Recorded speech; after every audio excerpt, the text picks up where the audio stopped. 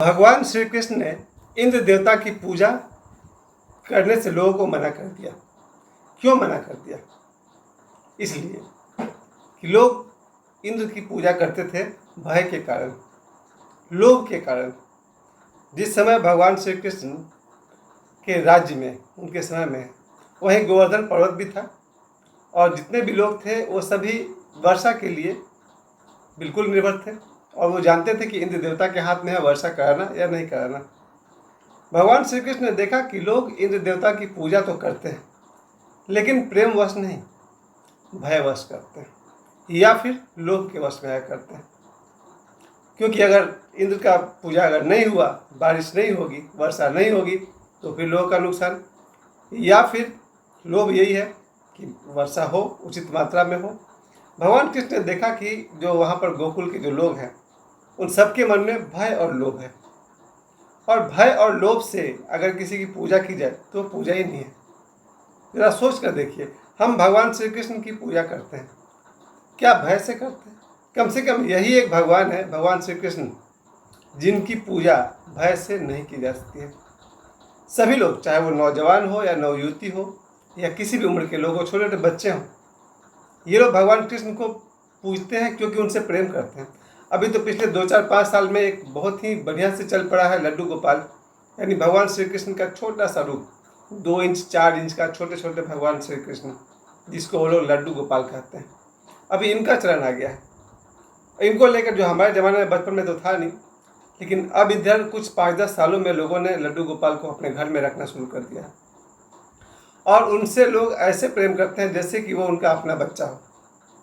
अपने बच्चे की तरह उनको सुलाना, जगाना, भोजन कराना, स्नान कराना, वस्त्र बदलना और मच्छरदानी लगा देना, यानी इतना तरह का। आज मैं अपनी बहन के पास गया था, मेरे बाद वाली बहन माधुरी के घर, तो घर तो उसने दिखाया ही, साथ में कहा मेरे लड्डू गोपाल को भी देख लो। तो मैंने जाकर देखा उनके लड्डू गोपाल को, तो मेरी बहन बोली इनका मच्छरदानी लगा देंगे थोड़ी देर बाद, शाम होते होते मच्छरदानी लगा देंगे। जरा सोचिए, क्या लोग लड्डू गोपाल की पूजा भय के कारण करते हैं? नहीं, भय के कारण नहीं करते हैं, प्रेम के कारण करते हैं। और जब भी, और ये बात तो ओशो का सबसे फेमस लाइन है कि तुम्हारा भगवान भय का भगवान है, वो नहीं होना चाहिए। अगर हमारे मन में किसी के प्रति भी भय है, वो पूजा हृदय की गहराई में से नहीं आ सकती है। और आप ध्यान दीजिएगा, अगर हम अपने माता पिता से भयभीत हैं तो फिर प्रेम नहीं कर सकते। बड़ी सीधी सी बात है। आज के जो मैं बोलने वाला हूँ उसमें मेरा उद्देश्य वही है। अगर कोई बच्चा अपने पिता से भयभीत है, वो अपने पिता से कभी प्रेम नहीं कर पाएगा और कभी क्षमा नहीं कर पाएगा। एक समय था, मेरे अपने समय की बात है, हम लोग के ज़माने में पिता बहुत स्ट्रिक्ट हुआ करते थे। आज भी मेरे पिताजी की आवाज़ में वही दम है, उसी तरह से डांटते भी हैं।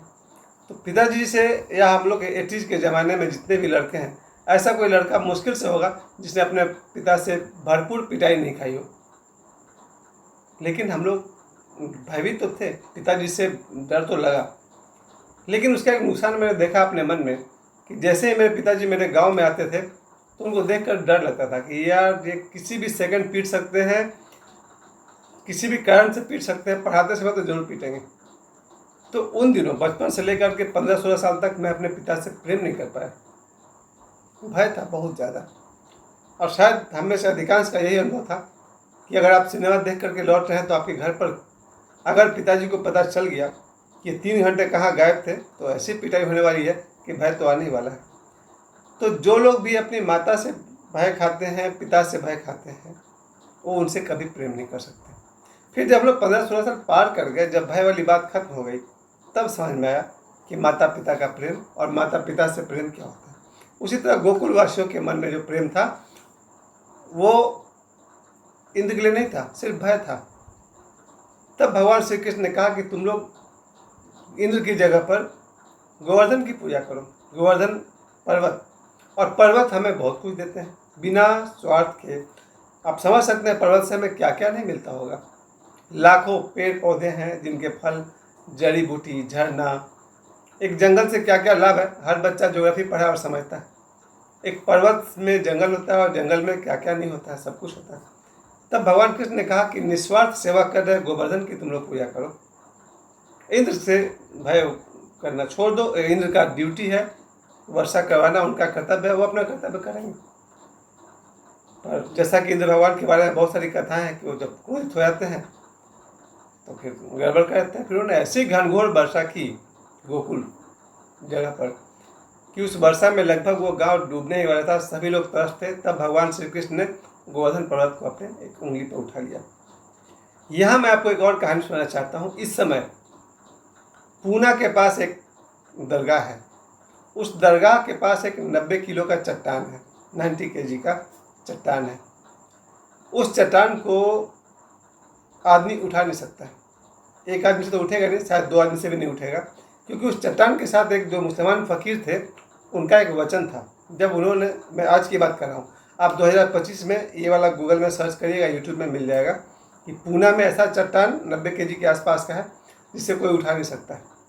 उस फ़कीर ने एक वचन दिया था इस दुनिया से जाते समय कि जब इस चट्टान को 11 लोग अपने इस इंडेक्स फिंगर से, तर्जनी से, 11 लोग अपनी तर्जनी से अगर इस चट्टान को उठाएंगे और उस फ़कीर का नाम लेंगे तो ही वो चट्टान उठेगा, अन्यथा नहीं उठेगा।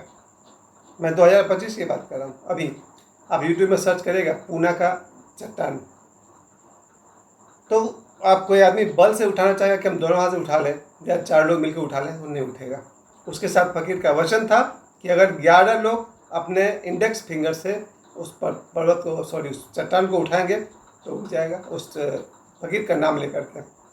और वही होता है, वहाँ जो लोग चट्टान को उठाने जाते हैं उस फ़कीर का नाम लेंगे, 11 लोग होगा, वो 10 नहीं होना चाहिए, 12 नहीं होना चाहिए, जो उनकी संख्या का वचन दिया था फ़कीर ने वही संख्या चाहिए। आप कहेंगे हम उंगली बदल देंगे, मिडिल रिंग फिंगर लगा देंगे, तो नहीं चलेगा। जो वचन फ़कीर ने कहा था वही वचन चाहिए। तो अगर आज पूना में कोई चट्टान है जो सिर्फ इंडेक्स फिंगर से उठ जाता है, तो गोवर्धन पहाड़ को भगवान कृष्ण ने उठाया होगा, ये ऐतिहासिक रूप से भी सच हो सकता है। मामला सिर्फ क्वांटिटी का है। अगर आपके इंडेक्स फिंगर में दम हो सकता है 90 kg उठाने का, तो भगवान श्री कृष्ण के लिटिल फिंगर में भी वो दम हो सकता है गोवर्धन पहाड़ उठाने का। खैर, ऐतिहासिक रूप से ये बात हुई हो या न हुई हो, समझने वाली बात यह है कि भय का भगवान कोई भगवान नहीं होता। हमारे जितने यमराज से डर लगता है कि किसी भी व्यक्ति की मृत्यु कहीं भी हो जाती है, उससे तो डर लगता है, मुझे भी लगता है। तो ये भय से उठा हुआ भगवान, और इंद्र भगवान को लेकर के बहुत सारी कथाएं हैं, उसको तो छोड़ दीजिए। भगवान कृष्ण आज जो उनका छठियारी है, इसलिए मैंने कहा कि आज छठे दिन भी भगवान श्री कृष्ण पर ही बात करेंगे। आज के लिए मुझे कहना है कि भगवान कृष्ण से लोगों ने प्रेम किया है।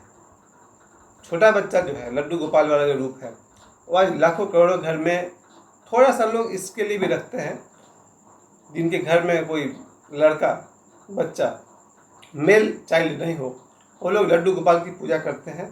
संभवतः उनके यहाँ भी कोई मेल बच्चा हो जाए, कोई लड़का का जन्म हो, चलेगा। लेकिन भगवान कृष्ण की पूजा जब जब किसी ने किया है, प्रेम से ही किया। भगवान कृष्ण में भय करने वाली कोई बात ही नहीं थी। उनका जो दूसरा रूप है वो तो सब जानते हैं, मुरलीधर। मुरलीधर से तो इतने गोपियों ने प्रेम किया जिसका कोई हिसाब में। गोपियाँ तो दूर की बात है, वो जब मुरली बजाते थे तो आसपास की जो गायें थी, काउज, वो लोग चली आती थी उनकी मुरली का धुन सुन करके।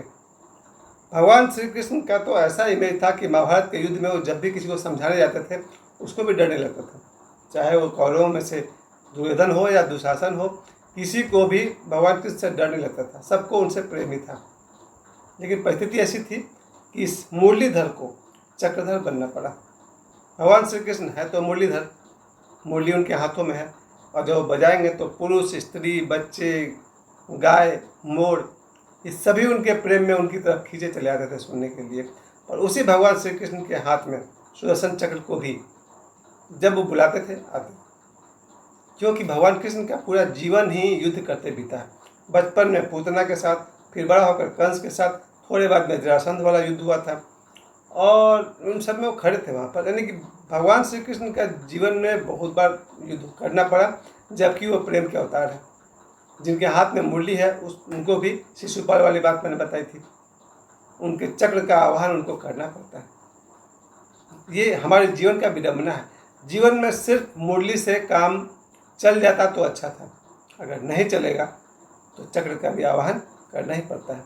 और भगवान श्री कृष्ण का जो वचन है, संभवामि युगे युगे, जब जब धर्म का नाश होगा, अधर्म में वृद्धि होगी, साधुओं की रक्षा के लिए मैं बार बार आता रहूँगा। कहते हैं ना, उनका जो बहुत ही वो फेमस श्लोक है, संभवामि युगे युगे। भगवान कृष्ण कहते हैं मैं हर युग में आता रहूँगा। ये वचन बस देखने वाली आँख होनी चाहिए। आज के युग में अगर कंस है, शिशुपाल है, तो कृष्ण भी है, देखने वाली दृष्टि होनी चाहिए। तो आज भगवान कृष्ण पर लगातार 6 दिन जहाँ तक मुझसे हो सका मैंने उन पर कथाएं कही। और आज के कथा का संदेश है, इंद्र भगवान को पूजा करने से इसलिए मना किया गया था क्योंकि भय से भगवान की पूजा नहीं होती है, प्रेम से होता है। जय श्री कृष्ण।